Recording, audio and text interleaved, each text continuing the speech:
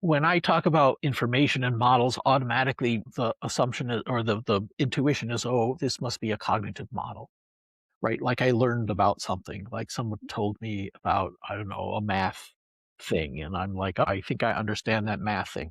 That's a cognitive model. The brain builds other kinds of models as well.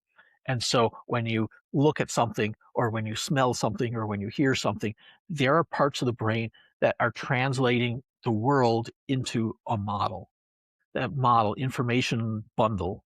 And it's very rich.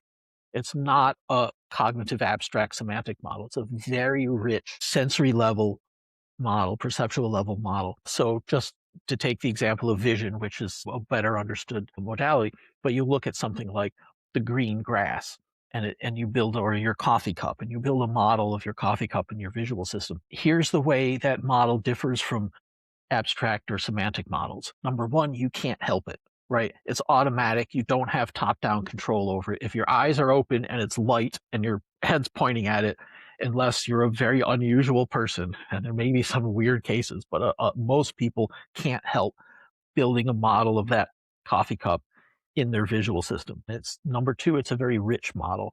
It's got all kinds of little nuances and this and that and shiny here and that there and colored differently and shaded. Very, very rich model. And number three, it comes with meta information that essentially tells your brain this is real, right? So this is an area of psychological thought which is really interesting, has been studied for a while, and it's been called source monitoring.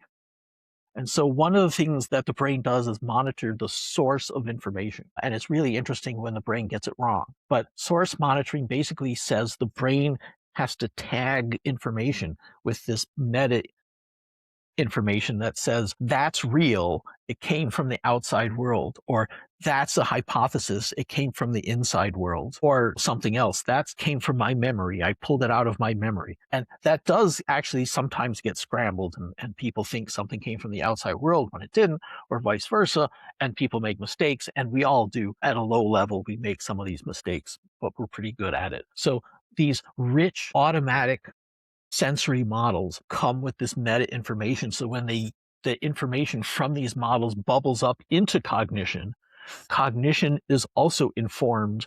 This is real. This is reality.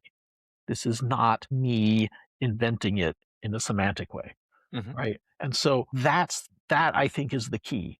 And so when you have this visual model of your coffee cup bubbling up that says this is real, and you have another model that's also equally automatic and rich and low level bubbling up that says there's a thing called, that I'm going to call experience, subjective experience, and it's attached to that coffee cup right now. Now you have the information set all supplied to your higher cognition, such that if someone asks you, are you conscious? You have a subjective feel of what it looks like to look at that coffee cup. Then you have the information necessary to answer, yes, I do.